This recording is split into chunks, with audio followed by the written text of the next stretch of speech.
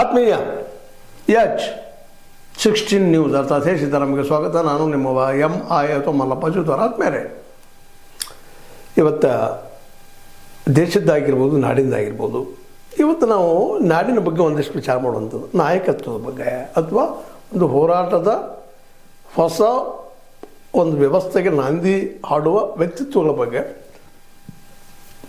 ಒಂದಿಷ್ಟು ಚರ್ಚೆ ಮಾಡಬೇಕು ಅನ್ನಿಸ್ತಾ ಇದೆ. ಅದರಲ್ಲೂ ಮುಖ್ಯವಾಗಿ ನಾಡಿನ ಸಲುವಾಗಿ. ಯಾಕಂದರೆ ಈಗ ನಾವು ನಾಡಿನಲ್ಲೇ ಎಲ್ಲ ರೀತಿಯ ನಾಯಕತ್ವವನ್ನು ನೋಡಿದ್ದೀವಿ. BJP ಆಗಿರ್ಬೋದು, ಕಾಂಗ್ರೆಸ್ ಆಗಿರ್ಬೋದು, ಜೊತೆಗೆ ನಮ್ಮ JDS ಆಗಿರ್ಬೋದು, ಎಲ್ಲದನ್ನು ನೋಡ್ತಾ ಇದ್ದೀವಿ. ಇನ್ನೊಂದೇನೋ ಮತ್ತು ಹೊಸ ಪಕ್ಷ ಉಳ್ತಾ ಇದೆ. ಅದು ನಮ್ಮ ಇಬ್ರಾಹಿಮ್ರಿಂದ, ಸೇಮ್ ಇಬ್ರಾಹಿಮ್ರಿಂದ ಅವ್ರದ್ದು ಗೊತ್ತದ ಏನಂತೇಳಿ. ಈ ಎಲ್ಲ ಇದ್ದಂಥ ನಾಯಕತ್ವ, ಅದು ಎಲ್ಲ ಪಕ್ಷಗಳು ಇವತ್ತೇನಪ್ಪ ಅಂದ್ರೆ ಇದ್ದ ವ್ಯವಸ್ಥೆಯನ್ನು ಜಕ್ಕೊಂಡು ಹೋಗುವಂಥವು, ಹೊಸ ಸಾಹಸ ಮಾಡುವಂಥವಲ್ಲ. ಆದರೆ ಒಬ್ಬರಿಗೊಬ್ಬರು ನೀವು ಭ್ರಷ್ಟರು ಅಂದರೆ ಭ್ರಷ್ಟಾಚಾರವನ್ನು ಬೆಳೆಸ್ಕೊಂಡು ಹೋದಂಥವ್ರು, ಬಂದಂಥವರು, ಮುಂದೆ ಹೋಗುವಂಥವ್ರು.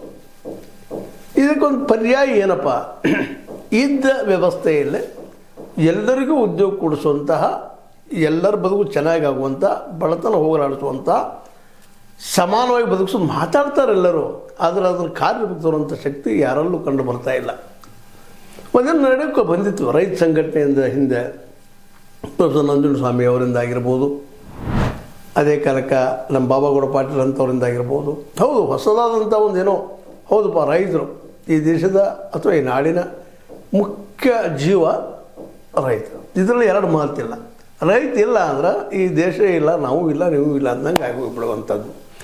ಆದರೆ ಇವತ್ತು ರೈತರಲ್ಲೇ ನಮ್ಮಿಂದ ಎಲ್ಲ